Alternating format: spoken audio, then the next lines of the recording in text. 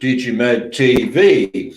When I get my camera switched on, it's a good start to the day. Thank you very much for joining us today. We've got a great program lined up this morning with some wonderful guests. Before we start, I would just like to share a little bit of information about the backgrounds and origin of Digimed TV before we introduce our first guest. So I'm going to share a little PowerPoint presentation with you and give you a little bit of an insight into the origins of Digimed TV.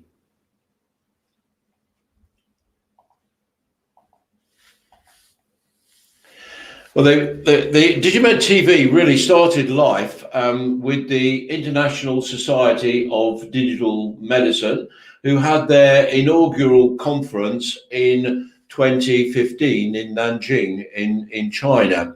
And the International Society of Digital Medicine, or ISDM as they're known, is also responsible for the Digital Medicine Journal. And over the years since ISDM has been in existence, we've helped to facilitate various papers and articles to be published in the Digital Medicine Journal.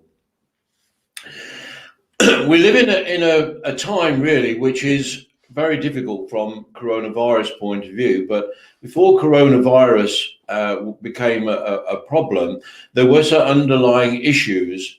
And these issues were to do with the fact that improvements in healthcare have increased people's life expectancy, but at the same time, the number of people in employment who are effectively generating the income to support people in their elder life has been decreasing. So the ratio of workers to pensioners in 2025 is expected to be only 2.1 to 1. In addition, it's known that the cost of looking after elderly people increases greatly, especially in the USA, as you can see the graph at the bottom. And we also live because of improvements in our health and well-being and the incidence of fast food and many other factors. We are becoming increasingly obese as a society, and with that there come a lot of medical problems like diabetes, cardiovascular problems, and so on. And so these are lifestyle related conditions, and they are preventable, and in the case of diabetes they are reversible. Now the good news is that our improvements in digital technology have had a big influence on its potential for supporting better healthcare. And I describe this in this graph as digital consumerization, which means that in healthcare, as with many other sectors, what we've seen is that technologies which were originally developed for use by professionals and were inherently dumb and proprietary have gradually become smarter and more connected, and with that they've come down in price, and they are now increasingly being used by consumers. So we've gone from clinician focused technologies in healthcare towards citizen focused technologies. So the impact of these digital technologies and consumerization means that medical devices have become smarter, more connected and more affordable. And with that, the advent of digital makes diagnostics more precise and reliable. And the intelligence that we've grown over the decades in understanding the way the human body works and the nature of illness, this intelligence is increasingly becoming embedded in the devices that we use every day. And as a consequence, patients are becoming less reliant on medical professionals for their health care. I'm not trying to say that medical professionals are not needed for medical health care, but of course they are. But their role in looking after patients should be helped by the fact that patients can become more responsible for their own personal health. And with this, clinicians need less training, and they need a different skill set. And so we now live in a world, especially with COVID-19, where we're shifting away from technologies which are designed to cure illness towards technologies which help us to with preventative healthcare. So these are some examples of how these digital technologies have emerged. Everybody's familiar, I think, with the doctor's little medical bag with the stethoscope and the thermometer and all the tools that the medical professionals use to diagnose our conditions, basically. All of these have become digitized, and they are available to the general marketplace, available to consumers. And so with that, we get more and more technologies which allow us to play a role in monitoring our own personal health and looking after ourselves better. And this is very important development. So today, April the 20th, we're going to be focusing on medical education and training. And my objective is not just to focus on medical professionals, although the people that I'll be talking to today are all from the medical profession. But I want these programs to be accessible and understood by the general public so that people can understand how they can better look after themselves. So we have some fantastic guests today. First up, in a few minutes, we will be talking to Lorraine Davidson, who is the CEO and founder of Cambridge Healthcare Training. And I can see her sitting in the studio with me, well, not beside me, but in her own home. We're going to be talking to Lorraine very, very shortly. After Lorraine, we are going to be joined by Anisa Hussain, who's the founder and president of the Leeds Science Research Organisation. And she's done a lot of good work with helping to promote this event. So she's the founder and president of the Leeds Science Research and Immersive Technology Society, and she'll be joining us after Lorraine. Next up in the program, we have Helen Rowell, who is the CEO of Totem Learning. I've known Helen since 2006, I think, when we first met in Washington at a serious games conference quite a few years ago now. But Helen has done a fantastic job with her company, Totem Learning. And last up on the program today will be Steve Dunn, who's the co-founder and executive chairman of Medical Realities. And again, I've known Steve for a good number of years. And in fact, Medical Realities are helping us by sponsoring this program. So we'll be talking to Steve around about 8:10.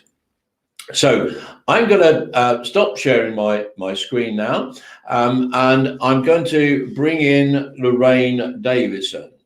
So Lorraine, very nice to see you there this morning. I want to begin by just asking you to just say a little bit about your background and involvement in healthcare and medicine. Oh, good morning, David. Thank you for having me. Yes, I trained many years ago as an EN and then found myself going into pharmaceuticals and med devices. And then in the last 5.5 years, I've been in medical education. I am now working on 2 projects, which is Cambridge Healthcare Training, which bridges healthcare, and we tailor bespoke training for different individual healthcare professionals and hospitals around the world.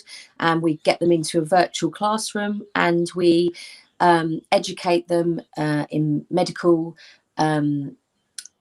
projects such as the master classes that we do.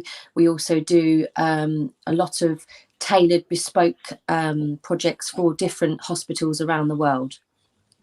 So you've done some very good work in helping to promote the expertise of people from a wide range of different medical practices. So you've done some fantastic job. So what's the impact of COVID-19? Has it increased the demand for webinars and technologies like that?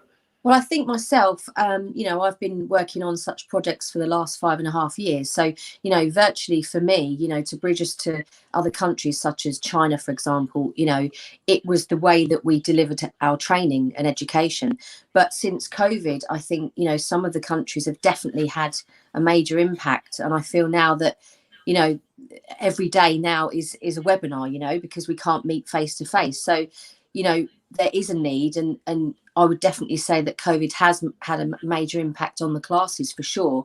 But in the last couple of months, I've seen definitely an increase in demand for those classes to increase. Obviously, everyone's NHS and private practice has been affected, so it affects education for sure. Yeah, so this is a different kind of technology. It's a broadcast technology which allows you to reach out to a wider audience. Just tell me about the benefits of webinars and how they can help by enabling the audience to be more involved in the learning process. I just think it gets everyone together in that virtual classroom, and I think it gives everybody a chance to learn from that specialist or consultant. We train many different levels of healthcare. It could be junior, it could be people that are highly skilled that just want to be involved in a different technology, for example, or a new way of doing a procedure. There's different levels of the way that we educate, but I think being able to become into this setting for sure is a massive added value to any hospital or teaching institute or university that we deal with.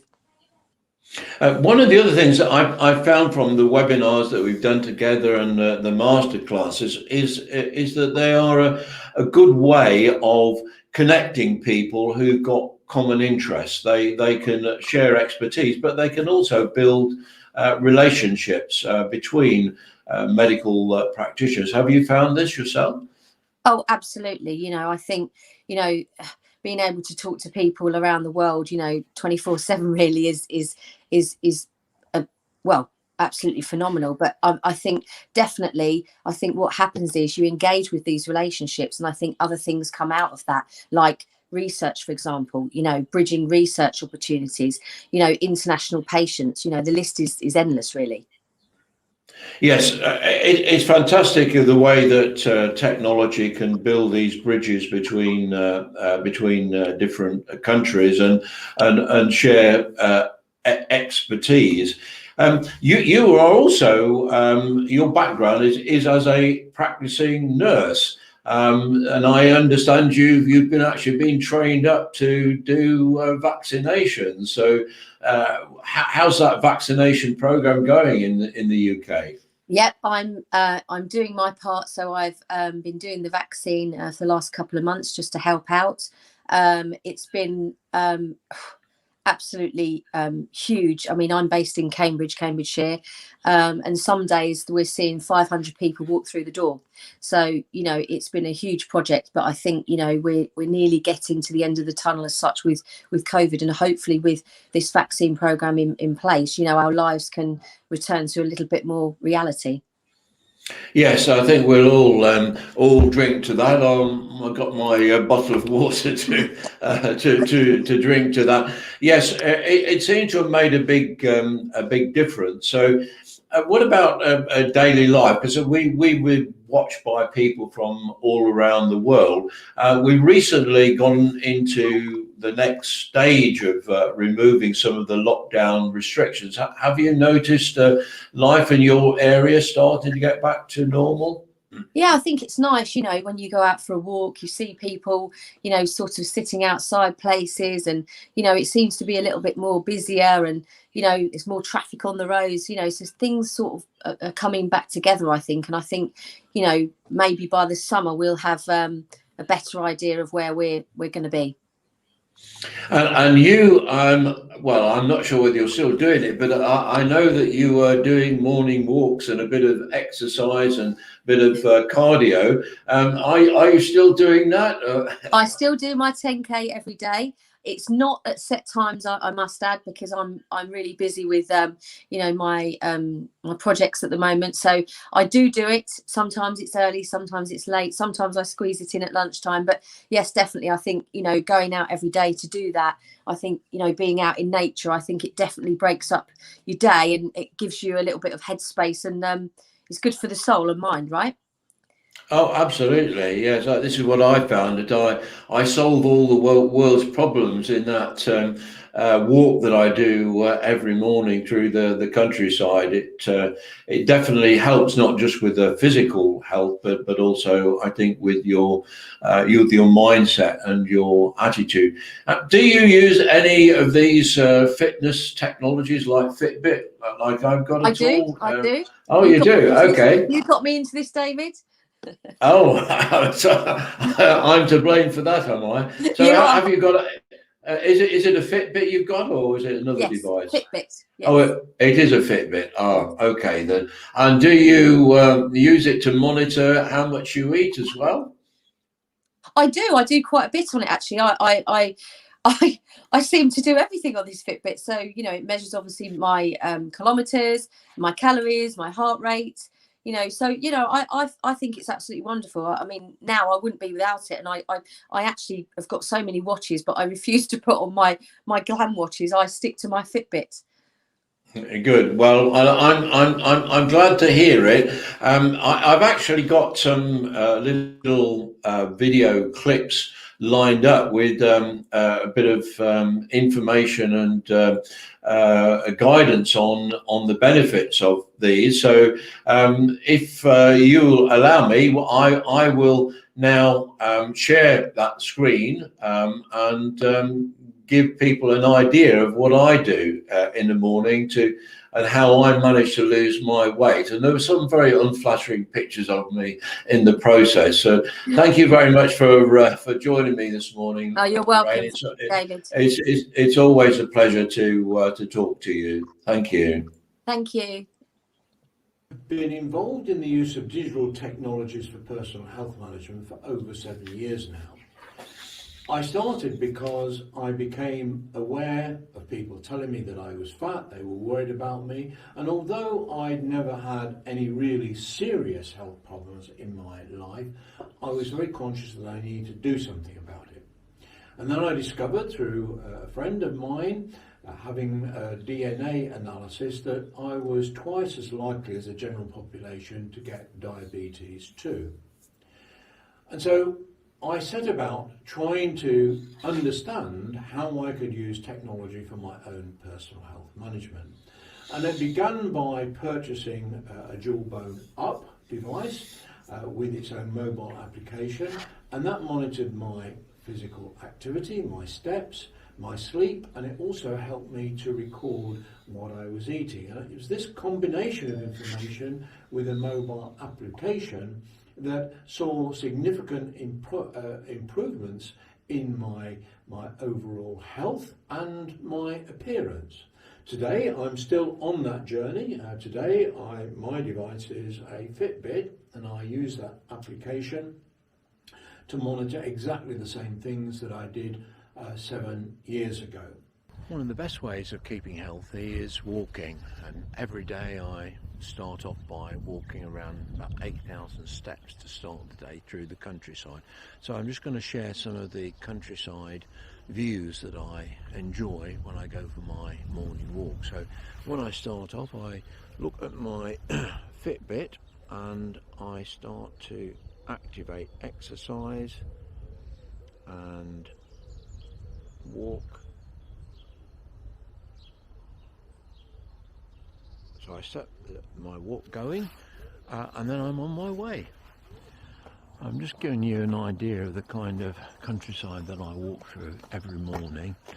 So I'm walking from my home down Purley Road towards the A5, where I stop and have a coffee each morning. So you can see it's a beautiful location with thatched cottages. And now I'll just walk towards the church and have you have a look at that. This is St Margaret's Church. Hopefully once lockdown finishes we'll be able to start going back here again. So I continue my walk. Today I think I will walk through the churchyard to give you an idea of the tranquility of the place. It's a lovely church, it's a beautiful village. Very fortunate to be able to enjoy this kind of scenery. Walking through the churchyard now, a nice view over the valley towards Towcester, and you can see in the church it's been decorated with various things. It's a very sad time, lockdown. We're at an exciting time now, and coronavirus has provided us with an opportunity to really take this to the next stage and make consumer technologies available and useful to a very large number of people that will help us to better manage personal health and avoid some of the problems that we get in later life. And over the next few weeks on Digimed TV, I'm going to be introducing you to people and solutions that can make a big difference to the way in which we live and our overall health and the long-term sustainability of public health services. And I very much hope that you will join me on this journey. Thank you.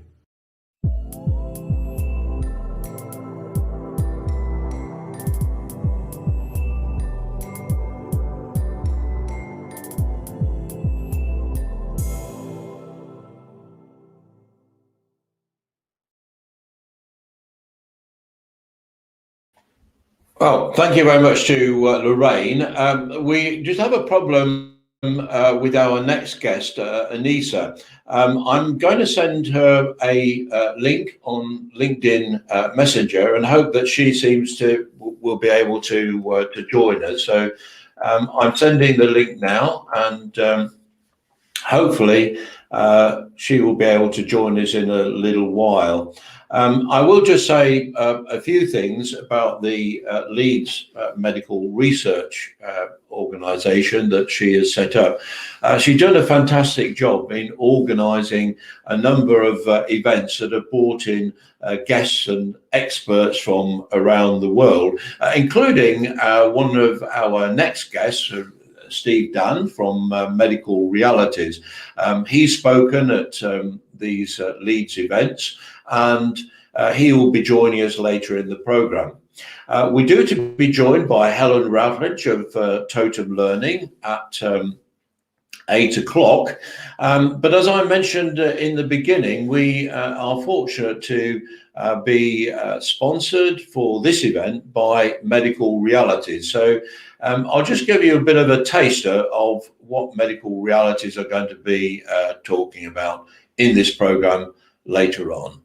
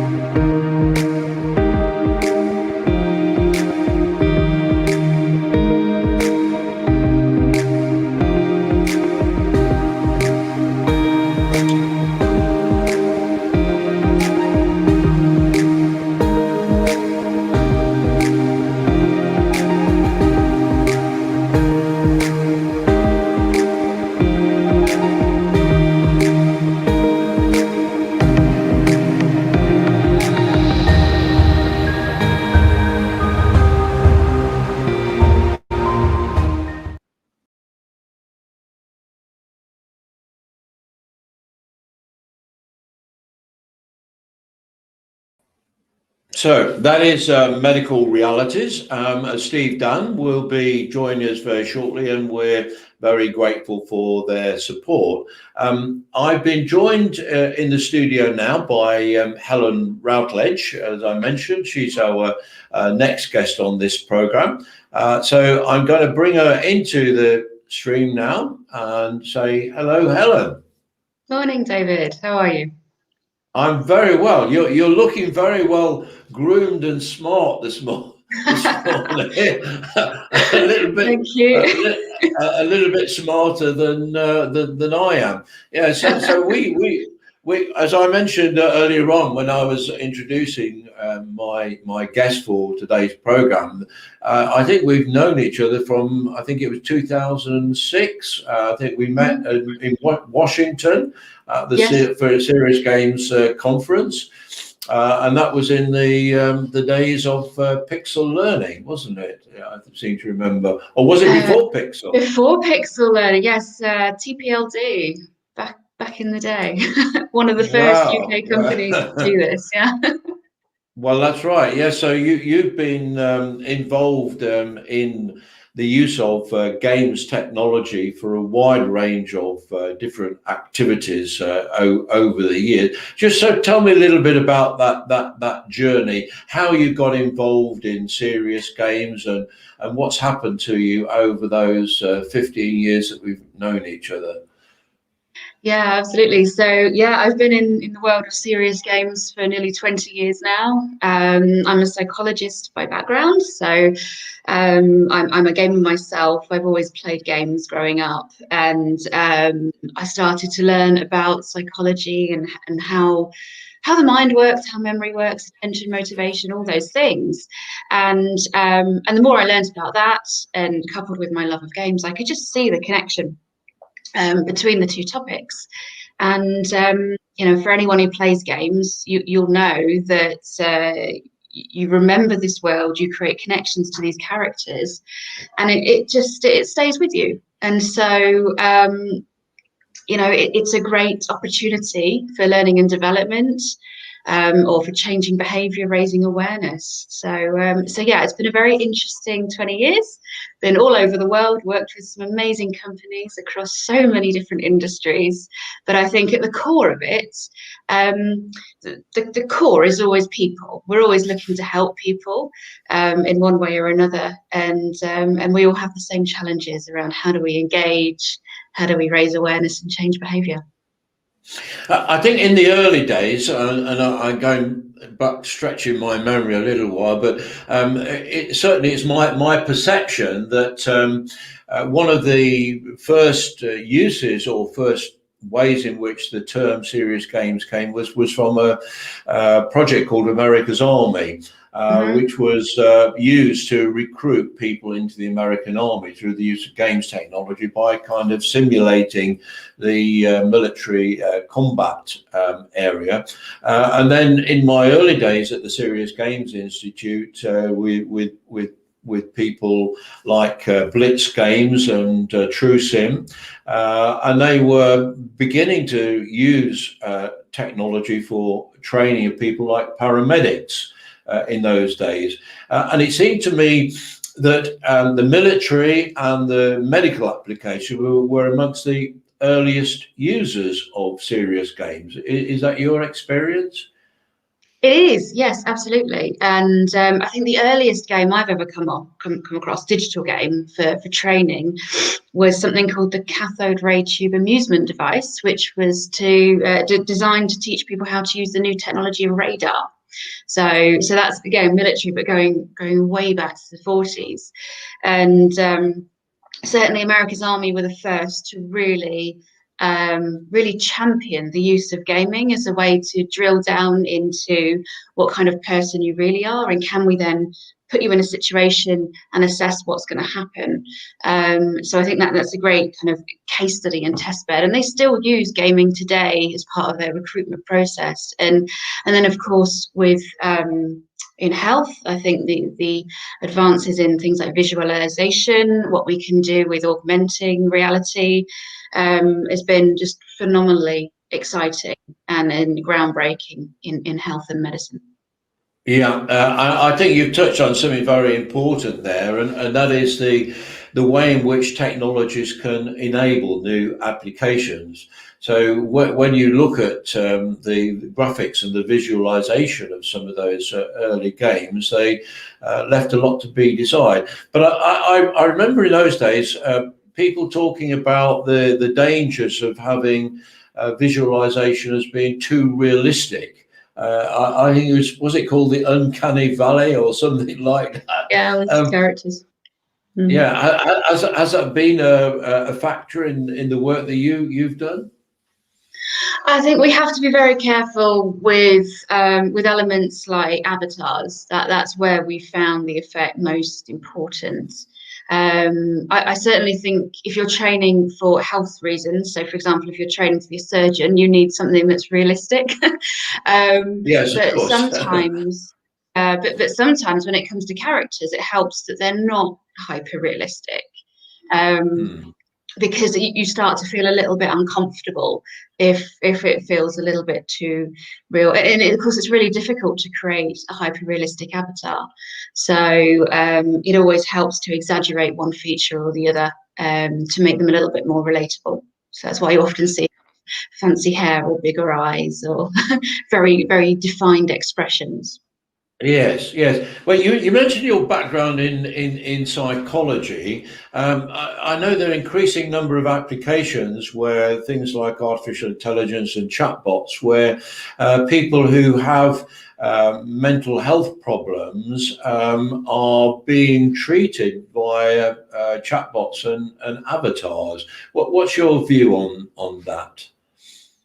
So I think it's an incredibly useful tool. There was a piece of research I came across yesterday, actually, it was around leadership training, but it looked at real people in a virtual world versus avatars in a virtual world, delivering the training and helping learners, and it found no difference between the two. So which was incredibly exciting, I think, as well, because often in the situation of mental health, it can be a really difficult topic to talk about, and what stops a lot of people coming forward is the fact they have to reveal things to a complete stranger or even to a friend or family member. We don't like talking about it, but to be able to talk to like a machine essentially at the end of the day, where something is completely anonymous, it's not going to judge you at all, can be quite liberating. So I think as long as it's done in a sensitive way, and it's tested well with the market, I think it's a brilliant asset to be developing and to have to hand. The last time we met, which was well before lockdown, I think it's a couple of years ago, I came over to see you in your new offices in Coventry. Are you still in those offices, or when you go back to work, will you still be in those offices? About half of them, yeah. we've Right. we've transitioned to a remote model, obviously because of lockdown, and it's Yes. actually worked really well for us. So we've given up some of our office space, but we've kept a part of it so that we can still have those creative sessions and meet up when we need to. Yes, yes. Do you find that remote working has been a major problem? It sounds as if it's worked quite well for you. It has actually, yeah. So we've seen a big rise in productivity and engagement in the team. We've put a lot of effort though into our online communication, making sure that we have some video calls, that we have some social time built in. But I think for most people, they're quite happy they don't have the commute anymore. So I Yes, used to have to yes. drive an hour each way, and drop my son off into wraparound care. So for me personally, I've got a better work-life balance. And it's worked quite well for us because from our client perspective, we very rarely met with our clients because they're global. They're quite often in different time zones as well. So it's not changed fundamentally the way that we work, but we've seen a lot of benefit from it. Mhm. And over the years, your company has won a number of awards. Tell me about some of those. Yeah, absolutely. So we do love a good awards. night. And yeah, so we feel, of course, we believe the work that we do is amazing, but we think, you know, we've got to put them forward for external validation and recognition. So we do put forward our products for the awards. So we won Best Learning Game for our project management game for learning technologies. We've won innovation awards for our work in rail around our COVID secure trains. That's helping people understand COVID measures in the antiviral train and how to stay safe when travelling. And yeah, we like to put forward, and we'll be certainly putting forward our work on mental health and our work with the NHS for an award very shortly when it's released. Well, that is a very nice segue into asking you about that. So just tell me about your work with the NHS and mental health. What technologies involved? What's the project about? Or can you tell me? Yes, of course, yes. We've been working for the last, almost the last year, I'd say, a bit longer actually, on creating a tool that can help people build their confidence around having conversations around mental health, because as I said, it's can be a difficult topic to talk around, but also it can be very difficult to build confidence to engage with someone that you think might also be struggling. So how do you approach someone that you think might need someone to talk to? And so we've created a conversation system, or it's essentially a role play game, where you're working in a hospital and you come across various patients in your day, and you engage with them. The whole topic is called, the game is called Don't Walk Past, because that's the kind of ethos we want to create, is that if you see someone who needs some help, don't just walk past and go on to your next task. Just have a 2-minute, 3-minute conversation with them, check in, make sure they're okay. And so it's all about how do you do that? How do you ask questions in a sensitive way? When do you kind of need to change tact? And then what do you do at the end if you think someone is needing a little bit more help? And what are the actions that you take on? And then at the end, there's a concept of kind of exit through the gift shop, where we collate all of the localized services. So it knows where you are and it looks at the local services available, and it can then guide you and signpost you to further help and assistance if needed. And does this use virtual reality, or is it a screen-based system? It's screen-based, so it'll run on your phone, because that was very important that, because the NHS employs a very diverse range of individuals, again, looking at age and technology usage. So it was very important for us that accessibility kind of was key. So that as many people as possible could access this tool. So we've built it so that it's very lightweight, so that it works on older devices, so it's mobile, tablets primarily, and yeah, it's designed to be played in very short bursts as well, because again, we recognise that those working in the NHS are under pressure and don't have a huge amount of time just to sit and play games. So it's meant to be a very short delivery, but engaging and repeatable. Yeah, I guess in the current coronavirus situation, that's very, very important because people are under a lot of pressure now. So you do need those kind of bite-sized experiences.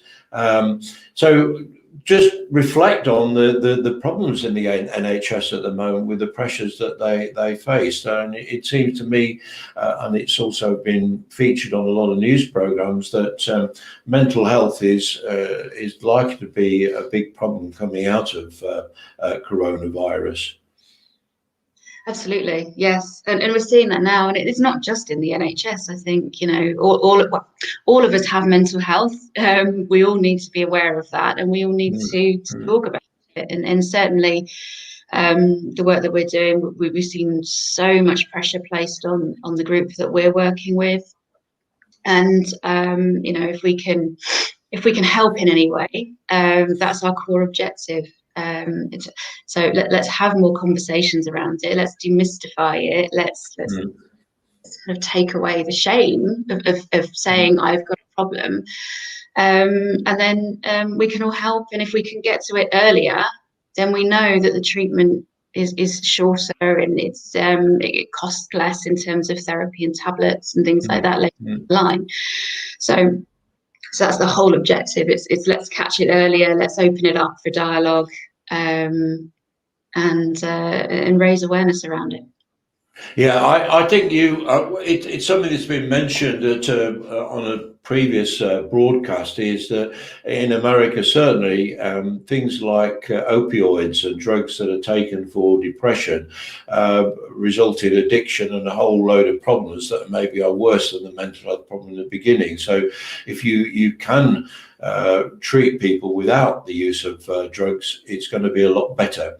That just leads me on to just a final question before I bring in Steve. I can see him waiting in the sidelines there.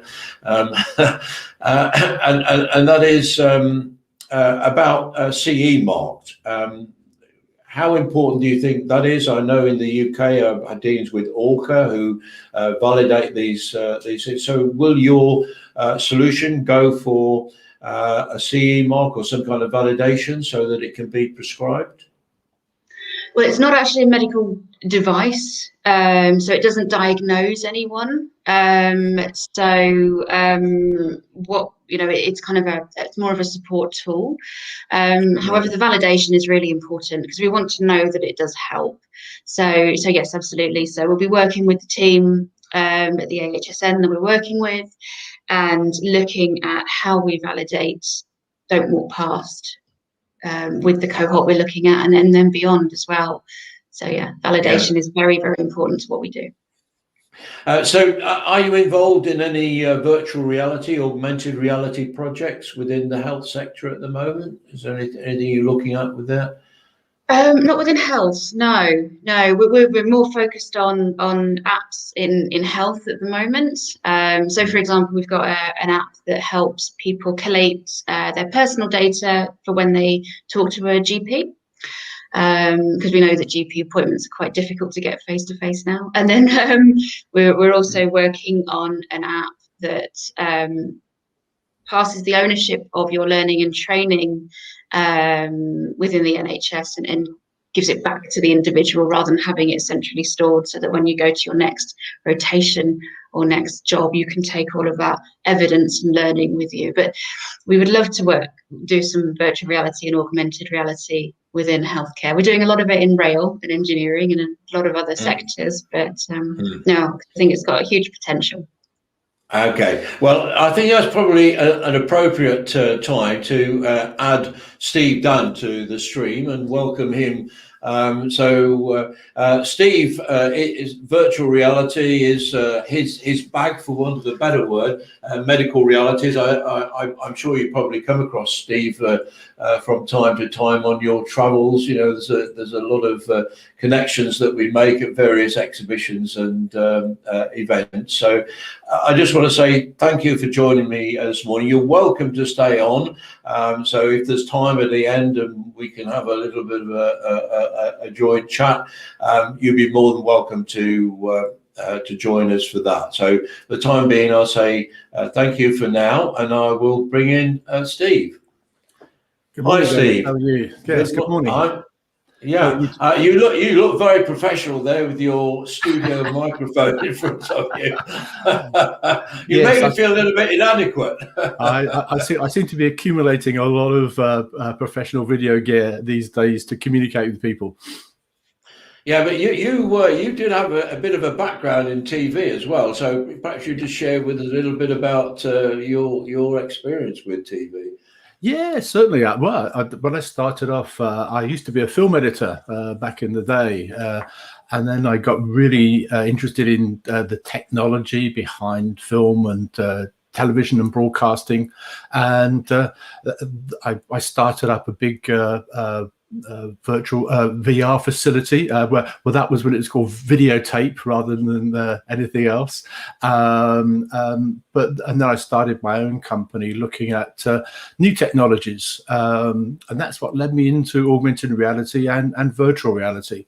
And of course now I'm sort of wholly immersed in medical realities, which is, as you know, is bringing training education to everyone using virtual reality. Yes, well, I did play I did play your medical realities trailer, and I thank you very much for your support and sponsorship for today's program. Just tell me a little bit about the background to medical realities and your involvement with people like Shafi Ahmed. Yes, so as I said, I've been sort of working in augmented reality and virtual reality actually for quite a few years, working on sort of specific projects. But I was always looking for a way to actually sort of utilize the immense potential for both AR and VR in specific sectors. And I was always interested in the medical sector, and I had a very, very good fortune to bump into Professor Shafi Ahmed, who is a teaching surgeon and really an enthusiast about technology in medicine a few years ago at Google Campus. And we started talking about how we could use new technology in healthcare and medicine, and really that was how medical reality started off. Really, from one conversation at Google Campus. Then we sort of tried lots of different variations. We had an idea that perhaps we could use virtual reality to help democratize healthcare training and education. And really, for the last 5 years, that's what we've been striving to do. Well, I think you've done a fantastic job. And I think probably one of the most remarkable things, I'm sure that a lot of people will have heard about, but the first live streaming of a surgical operation.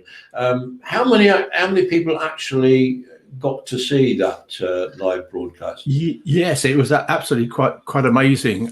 We actually had it was live on the day. We actually had 55,000 people actually watching what we were doing. Most of them watching in virtual reality. 142 different countries around the world. It was really amazing, and that's when we saw the sort of power of what you could do with VR and immersive technology to not only engage people, but also to reach people. Because one of the problems that we know that you have when you're teaching sort of medical education is it's really sort of based on stuff that's been going on for 120 years and hasn't really been sort of brought up to date. And it's very good at doing things one-to-one, but it's not very good at doing things at scale.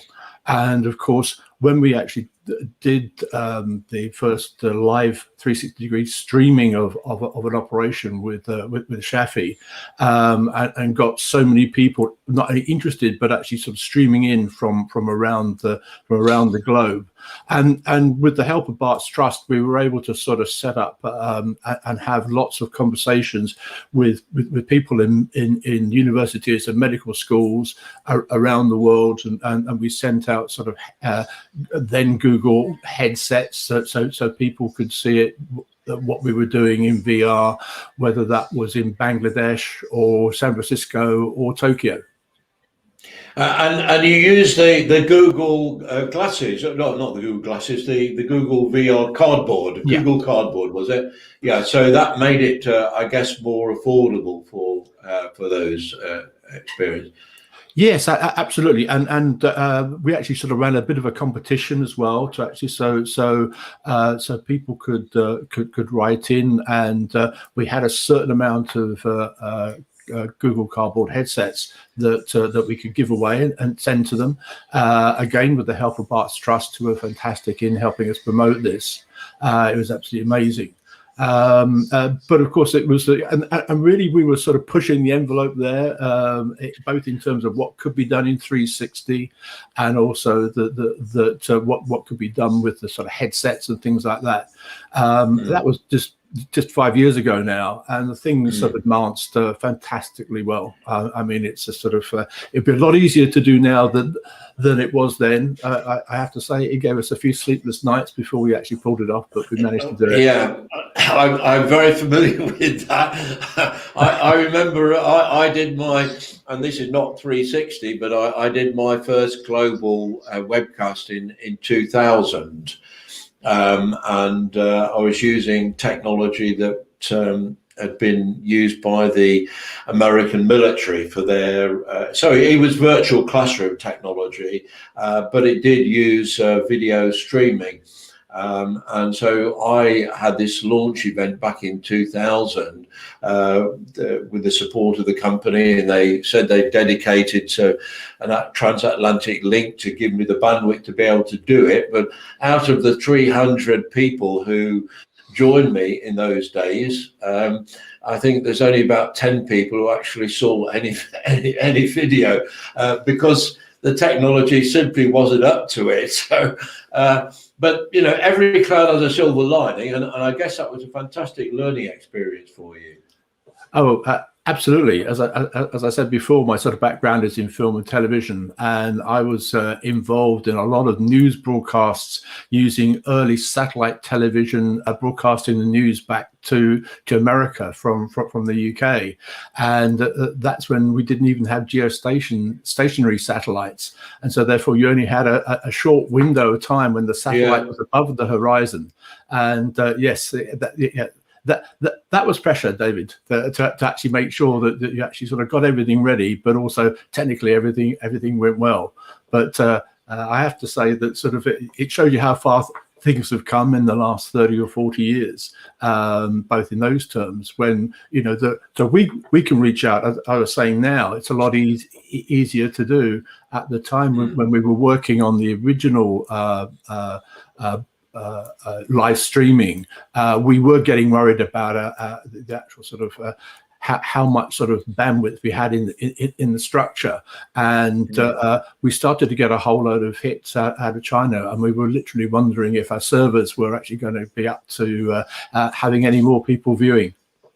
Oh, right. Yeah. Well, I mean, these things are extremely exciting, and of course, now we are getting to see 360-degree pictures from Mars. Yes. With the lunar lander there, they're doing that. I'm not sure whether they will have a 360 camera on the little helicopter that they flew for the first time yesterday, but I think they were probably just normal still images, but remarkable time. So tell me about the how far technology has come today, and what do you see as being the really key developments for virtual reality, augmented reality within the healthcare sector? Well, I think really it's the advancement on the headsets, that they're coming down to an affordable level, and I'm very impressed, obviously, with headsets that like the Oculus Quest 2, but also the Pico headsets. So I think it's a combination of making them affordable, but also making them technically very easy to use, but also very robust as well. And I think Facebook have done an amazing job with the Oculus. So I'm yes. I like the ideas that they're doing, where they're going to have eye tracking with inside the Oculus very shortly, and the more things we can have like that, it's actually going to make our life as trainers and teachers a lot more easy for us. Yes, and nowadays, I mean, the Oculus Quest 2, I recently acquired one that I'm using for my exercise bike. I can cycle around the world in virtual reality with the Oculus Quest 2. Do you still have a focus or an interest in live streaming, or is it primarily the work that you do now? Is it recorded and used to create training modules? Yes, at the moment we're focusing on recording and creating modules that can be used over and over again. But that's not to say that we haven't left the live streaming behind. It's just actually sort of being able to use it. And right now we can't get into operating theatres, for instance, because of the pandemic. So we've just been concentrating on the actual sort of pre-recorded training modules that we do, and of course we actually do a lot of work on the training modules, so they're not just straight video streams. They're they're what I call very immersive. They are Yes. structured and layered as well, which I think, and that actually helps when people are viewing the training procedures, because the more they're immersed in what's going on, the better it is for them. And we find that in actual fact that actually helps them retain what they're being taught to an amazing degree. I mean, we're getting retention rates of 75 to 80%. Yes, we're talking to Helen, who's been involved in serious games and gamification. Does gamification play any part in the training modules that you develop? Not at the moment, but it's something that we're very keen to use, because a lot of things are sort of based around learning certain techniques. For instance, if you're a surgeon, it actually helps if you're ambidextrous, and so therefore, if you can sort of gamify that and help people to actually sort of play around with things and actually learn things without really realizing they're learning, so they can learn techniques, and also by doing things like repetition, like tying knots in virtual reality and things like that, that's actually has great value going forward. Yeah, I think so. I mean, I had an experience some years ago in Kuala Lumpur. There was a medical conference there, and they had a laparoscopic surgery game, essentially, where with haptic feedback. So you were doing the laparoscopic surgery, looking at a screen in the same way, I guess, that a surgeon would look at it. And the idea was that you had to remove a gallstone. And it measured your accuracy of movement, and it measured your time and it measured the damage that you caused while you were doing this procedure.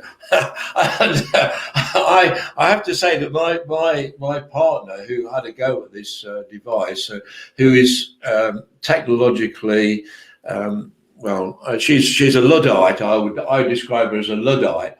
But she was getting better results than some trainee surgeons on this bit of technology. So, well, that would bring me to an interesting point, and that is, and this is something I've heard Shafi talk about in one of his presentations, that the level of skill and training required for surgeons is being reduced in time quite drastically. Surgeons used to need 5-10 years to become fully qualified. With these kind of tools, can these shorten the time scales and help them to develop skills faster? Yes, yeah. Absolutely. I think the question is, do you have to be have knowledge of absolutely everything before you become passed as a doctor or surgeon, or can you learn the basics and in actual fact sort of get up to speed with something that you need to sort of nearer to the point when you need that skill or that information.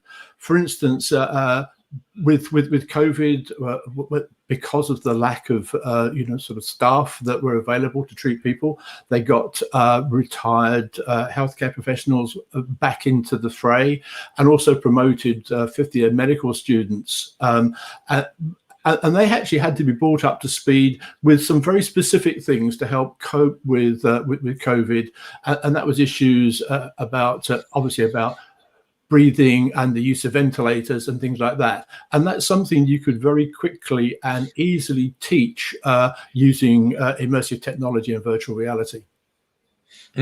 So the tools that you use to develop the technologies, they're becoming increasingly affordable by consumers, aren't they?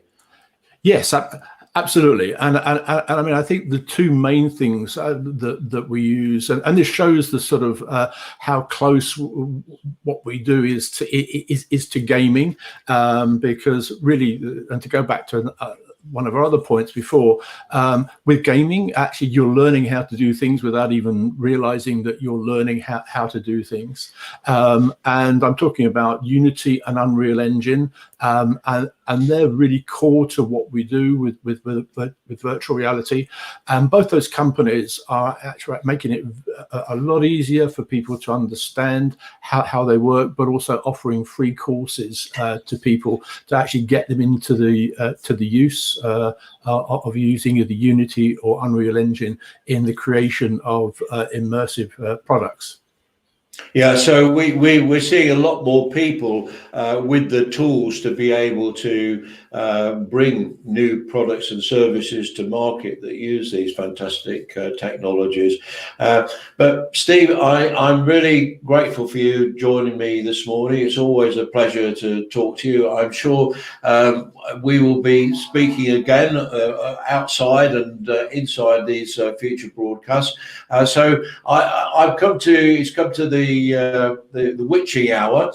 So I'm going to close by actually just playing the video sting that you sent to me. And thank you once again for joining the program. And I'll speak to you again soon. Thank you, Steve. My pleasure, David. And I'm really impressed about what you're doing.